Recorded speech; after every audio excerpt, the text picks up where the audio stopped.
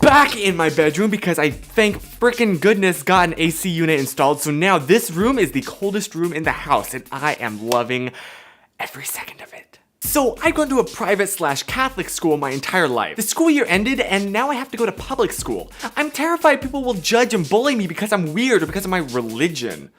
Or maybe because of my obsession with Dan and Phil and Hamilton. First of all, there is nothing wrong with liking Dan and Phil or Hamilton. I hope. And okay, I'm gonna get a little controversial here, a little controversy to start at this video. Joy, joy, joy! It seems to me that a lot of Christians really like to play the persecution card when there is definitely no persecution happening. If you are Christian, America doesn't hate you. There is no war on Christmas, you know? As long as you're not a jerk, people are fine. Just as long as you're not actively trying to impose your beliefs on other people. That's different than gently like being someone's friend and saying, hey, just so you know, this is what I believe. That is very different than saying, hey, you have to accept this. Basically what I'm saying is don't be a jerk, you know, like make an effort to get along with all different types of people. And I think you should be good. So I had a crush on this guy and he was hitting on me. He gave me his number and then we started texting. Then he asked me how I felt about him and I was completely honest. And so was he. We both agreed that we would date each other, but that's the thing. I'm not dating till I'm 18 and I am 14. And he is 18. Nope. Why have I suddenly started to get questions of this nature in every PDA video? This is not how I thought this was going to go. There is more to that question though. We see each other every week and I do not know what to do. I have never had a crush like this and no one has ever felt the same. What do I do? Nope. Ooh, another tough one. I have a really good group of friends. They're absolutely amazing. I also have a great family and I'm in overall a great situation. But there's always a but. Welcome to that sentence, no. I've been feeling really weird over the past year and I'm 86% sure I have bipolar disorder. I know practically all of my symptoms fit. I don't know how to say something to anyone or even if I should. I'm not a medical professional, like how would I know really? I've tried to hint it to my mom, but it doesn't work. It doesn't make sense to me. Why would I feel this way when so many people have it worse? What should I do? Okay, here's the thing.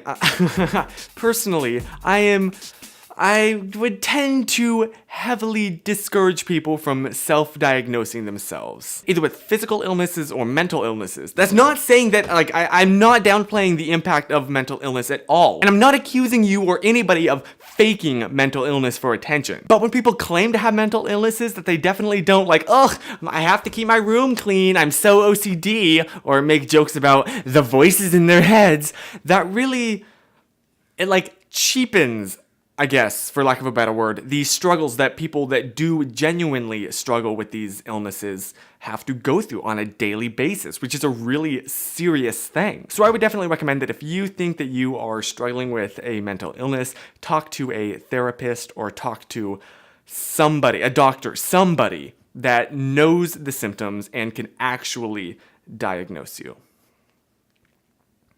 Wowzers!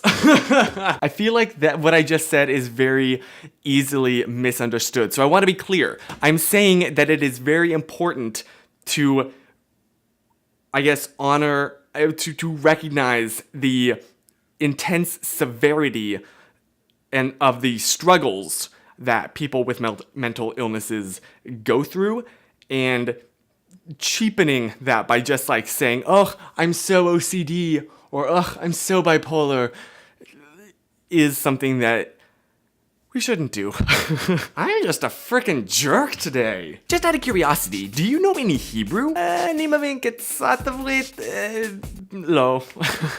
Okay, so I have a very fair skin tone. So fair that when I'm tired or when I have zits on my face, it's very noticeable. Also, I scar very easily. I'm very insecure about my skin, even going to the extent of seeing myself as unattractive and wearing long sleeves in the summer to cover my pale arms. To make it worse, my friends are constantly telling me to go out in the sun, even though the sun does nothing for my paleness, asking me if I'm gonna pass out, and the other day my friend compared me to a white rabbit. I know they don't really mean to hurt my feelings, but it still hurts. Any tips on accepting my skin? Have you gone to the doctor and made sure that you— P.S. I already talked to my doctor, and there's nothing medically wrong to make my skin pale. It's just naturally that way. People are pale! That's a thing. Oop, I just bumped the, oops.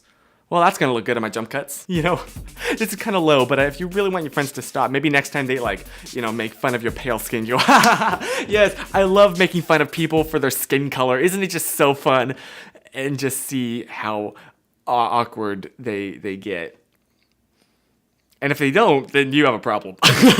You need to find better friends. Here we go. Ask yourself this. Do you pay attention to anybody else's skin tone when you're walking around? Can you name the last person you saw in the supermarket? Can you remember their skin tone? Exactly. No one's paying attention to that. You know when people say you are your own worst critic, it's so true. Nobody really cares about your pale skin. Your friends are making fun because they love you and they know that you can take it. Again though, unless they are secretly super racist, and then we have a problem. But yeah, own your pale skin. It's what makes you you. I mean, no, it's not. There's so much more than makes you're not just the color of your skin. You're so much. Never mind. Let's just end this train wreck. This has been probably the worst PDA yet. If you need life advice or just have questions for me, email me at PunDiddley@gmail.com, and they might be in next week's PDA if I'm still continue, because this week's was a doozy. Who am I kidding? I can't quit this show. I'm gonna keep doing it. I'm gonna keep doing it, okay? Are you happy? I may drop the frequency down to once a month, though. I don't really know. We'll see how it goes. We'll see. Crap, I forgot to light this candle. I knew I was forgetting something. Well, I'm glad it was something like that and not that I forgot to turn the microphone on, which I've done before.